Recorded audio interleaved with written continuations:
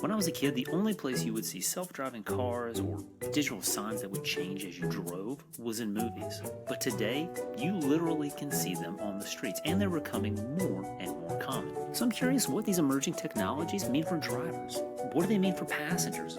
What about pedestrians? Are they going to be impacted by some of these shifts? Well, thankfully, Virginia Tech's Mike Mollenhauer is an expert in this very subject and was kind enough to join the podcast.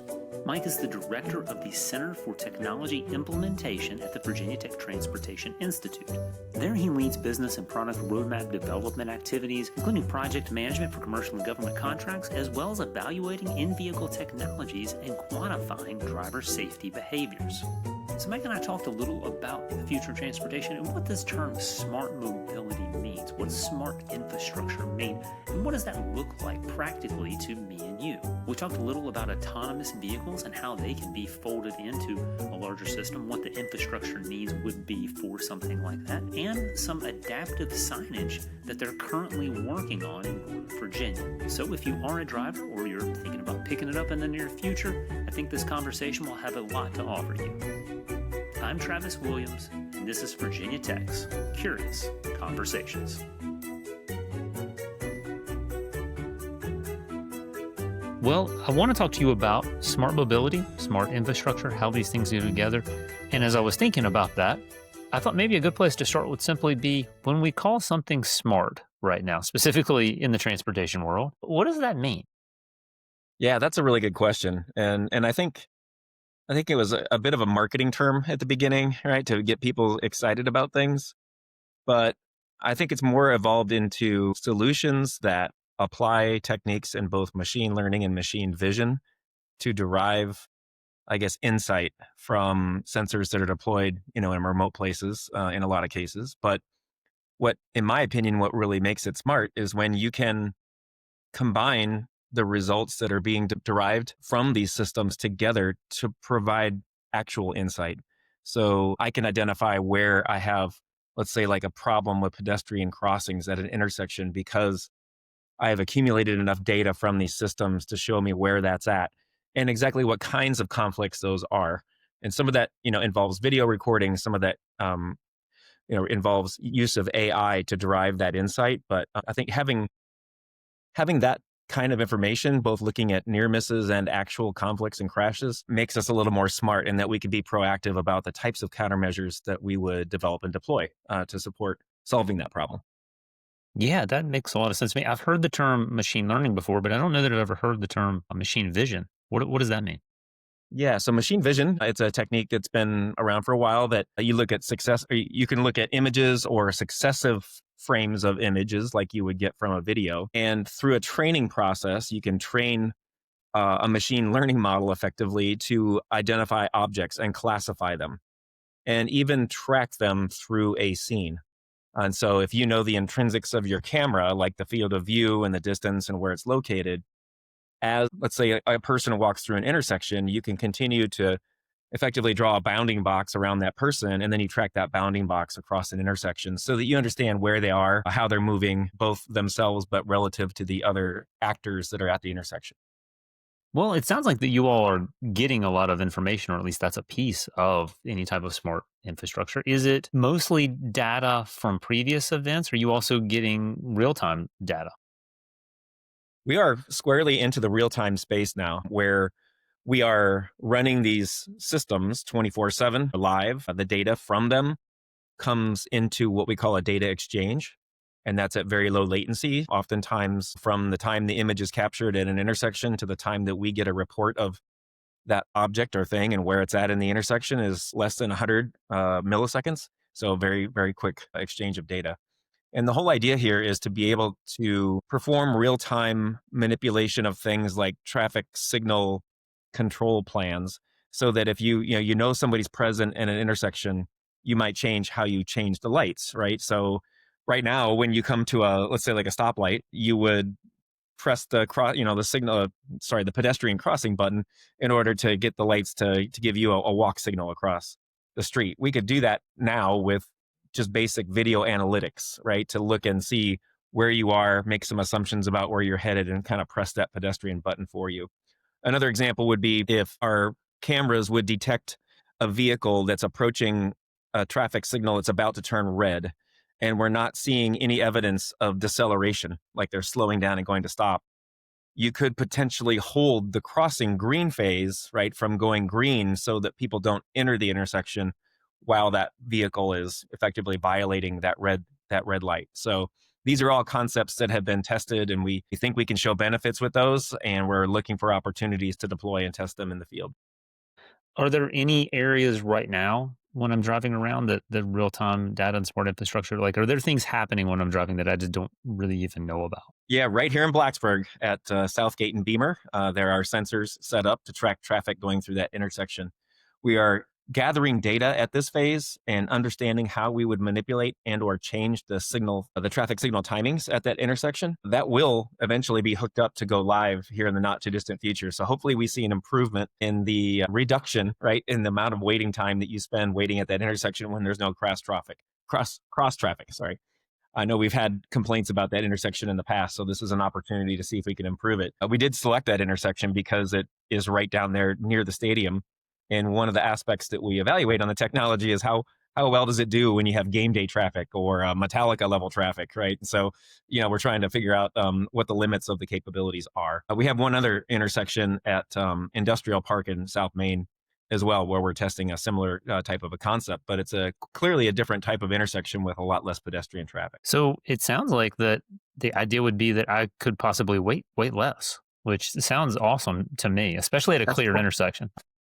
Yeah, that's the whole idea. Waiting less, burning less fuel, spending less time. In fact, improving safety. We know that when vehicles are moving smoothly through an environment, they're much less likely to be in conflict with one another.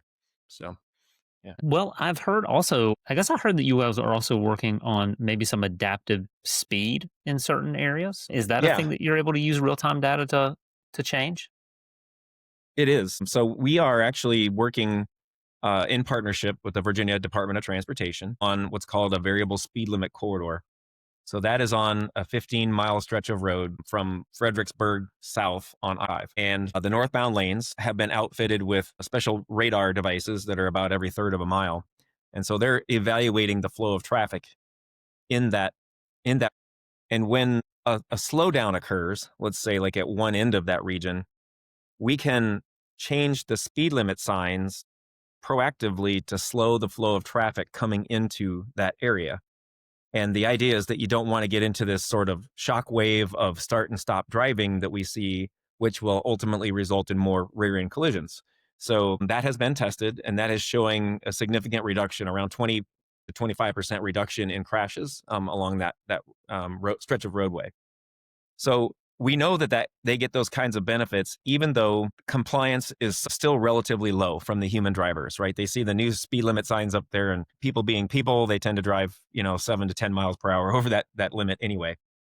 The new concept that we are developing is called automated speed control or intelligent speed assist. And this is a function that would run on your vehicle that would take information coming from that same traffic operations center that's computing these prescribed speeds. It'll go right into your car. And if you have your cruise control set, it will do all those speed changes for you. So you don't have to worry about reading the signs and you don't have to worry about complying or not. If you just hit the button and say, follow those speeds, it will do it. And so our first study is a pilot study where we're going to have 125 drivers drive with this solution over the course of 6 months. So we'll be giving vehicles to people to drive, and we'll be studying what their utilization of the system is. Do they want to use it? We'll get their subjective feedback about how they felt with it, turned on. Was it, working properly? Did they feel like they were going too slow? There is an aspect of the study where we'll allow them to add a buffer to that prescribed speed. So just like on your regular speed, your regular cruise control, you can bump up the speed a couple miles per hour if you want to go a little higher than the compliant speed. The whole idea here is to study how a human would use it sort of in a naturalistic setting. And so with that, we'll also look at safety related events. So if we have, if a third of the vehicles out there that are complying with the speed limit and everybody else wants to go a bit faster, does that cause any road rage or safety type events that we need to be cognizant of? So this is a really interesting study, one of the first of its kind here in the United States. And so we hope to learn a lot so that we can inform the Virginia Department of Transportation about whether investment in these types of systems makes sense moving forward. And then can we also use the data that's being transferred between the vehicles themselves and that traffic operations center to eliminate the need for, having these variable speed limit signs and having the radar units out there because it's a little bit expensive, right, to deploy all that technology. So the more we can streamline that process and eliminate the need to deploy hard infrastructure, the more likely it is we'll see the benefits from that system. Yeah, that sounds like a fascinating project. I know anytime on the interstate that, that kind of, hey, we all saw a deer on the side of the road and everyone suddenly shifts and slows down. Like that can be very stressful. Like we, Absolutely, and especially when it gets into that start and stop driving, that's when you really start to see an elevation of rear end collisions, and then from there you get secondary collisions because everybody else has stopped and waiting for that traffic to clear. So yeah, the more we can do to avoid significant differentials in speed in the traffic, the better off we'll be on the safety side. yeah. Well, how do automated driving systems fit into this equation? Right. So to date, most of the automated vehicle developers have been very, well, I'll call it proactive. They want to kind of control their own future. So they're not waiting for infrastructure based solutions to move ahead with their products. And so they pretty much rely on onboard sensors, meaning their own cameras, their own radars, their own LiDAR to understand, where they are in the environment and what's happening around them. We believe that if we had vehicles that were connected, that have a special type of radio that allow the vehicles to talk to each other, but also allow the vehicles to talk to infrastructure, that we could deploy a safer automated vehicle solution. So we can tell that vehicle about what is around it that it can't see because of normal blockage. Let's say, like, if it's following an 18 wheeler right on the freeway, we know we have a hard time seeing around these vehicles to see what's ahead. If you could communicate if there's a hazard ahead of some kind, like maybe there is a traffic queue, then that automated vehicle could prepare for that scenario and be ready to respond when the time comes. And this would really help eliminate what we like to call, the blind spots around that vehicle. Yeah, it sounds like you would just be able to give those automated vehicles more information to make decisions Correct. with. Correct. And sometimes that means, yeah, everything is safe. This is a good place to drive. Or it might mean, hey, we've had a traffic crash. There's going to be a lot of backed up traffic. There's going to be an officer there who is using hand signals, right, to divert traffic. Since your system doesn't really understand that all that well, just avoid it altogether, right? Take a detour, get off that road for a segment, and just avoid those scenarios because sometimes it's really hard to teach an automated vehicle to do something like understand hand signals from an officer. So, yeah. Well, what are some challenges to implementing smart infrastructure, smart mobility, this technology? The technology is pretty young, which means that it's changing rapidly. It's got a cost to it, like any other infrastructure based solution that we would put out. But I think we're having to do a lot of baseline evaluation of the technology to make sure that it lives up to its marketing, I guess, promises. And so that's one of the activities that we do regularly for VDOT is to look at these different products and then say, hey, it works really, really well most of the time, but when it rains, it doesn't work at all. Right. Or, it works pretty well, but it overcounts by a certain amount when it's counting traffic and pedestrians. So we like to work with VDOT to give them that information, but we also like to inform the vendors. We're not here just to tell them what doesn't work about their product. We're trying to inform them about what we see and try to help them come up with solutions for how to make their product better. And so right now, because that is in such a rapidly advancing space, it's difficult to stay ahead of, where they're at and keep up with all the developments that they've had in the product lines and then make sure that we're choosing always the product that is correct for how we intend to use it. So it's really matching up the technology to the use case, right? To make sure we're getting what we think. Yeah, you mentioned some of that living up to the promises. It makes me wonder, is there a human component, like a perception or an education curve that makes this also challenging? Because like I didn't know anything about what you just told me until just now.